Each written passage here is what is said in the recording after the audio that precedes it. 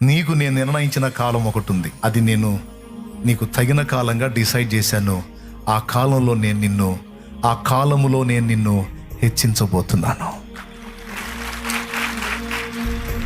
అది ఆత్మీయంగా హెచ్చిస్తాడో, భౌతికంగా హెచ్చిస్తాడో, ఎలా హెచ్చిస్తాడో అక్కడ రాశాడు. భౌతికంగా హెచ్చిస్తాడు, ఆధ్యాత్మికంగా కూడా హెచ్చిస్తాడు.